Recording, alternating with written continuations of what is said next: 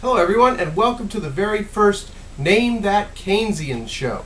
I'm your host, Moneybag73, and this is the show where we give you some quotes and tidbits of information about our featured Keynesian and the mystery location where they reside.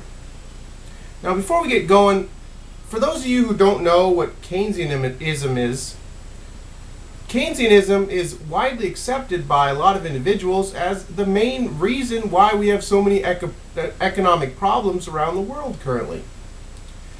So, in order to direct your train of thought, I thought we'd start off with a quote from no other than John Maynard Keynes himself. And I quote, "By a continuing process of inflation, government can confiscate secretly and unobserved an important part of the wealth of their citizens." So with that in mind, let's go ahead and try and figure out who this featured Keynesian really is. The mystery Keynesian is 51 years old and has a Yale University education. In a recent article by Bloomberg, they used their Yale University education in coming up with the following answers.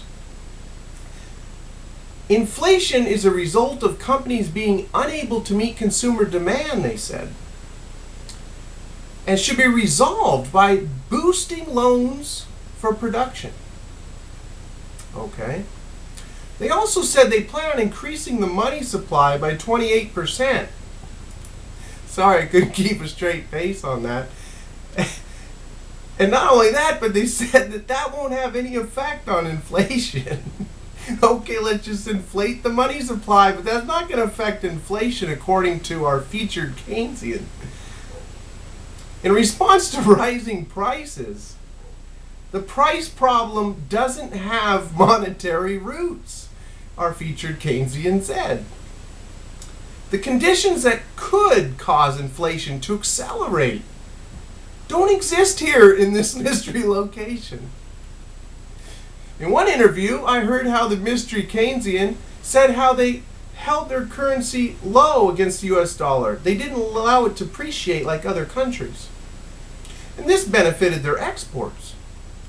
Wow, nothing like some benefited exports at the expense of the purchasing power of your citizens' currency, huh? Okay, so this brings us to part 2 of the Name That Keynesian. Now this is about the mystery location. In the early 1900s, our mystery location was in the top 10 richest nations in the world, actually ranking number 7. And between 1870 and the year 2004, our mystery location had no less than 6 defaults on their debt. And they hold the record for the largest default in the history of the world. Our mystery location's mint has recently been having problems keeping up with the amount of paper money needed for economic growth, of course. So they've started to outsource to neighboring countries to start printing their money for them.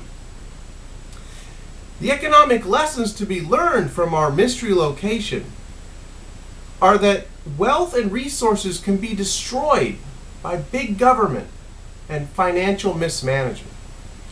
So go ahead and leave your answers in the comments section below before I give you the actual answer.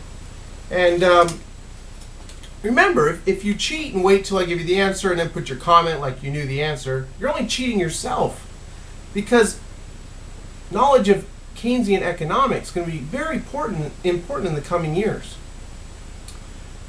So I'll wait, give you a second there.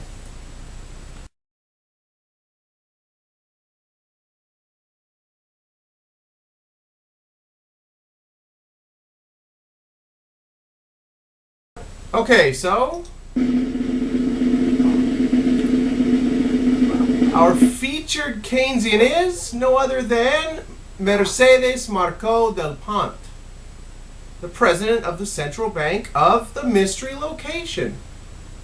Now, maybe you didn't know Miss Mercedes, but you may have known the country that we were talking about. The mystery location is Argentina.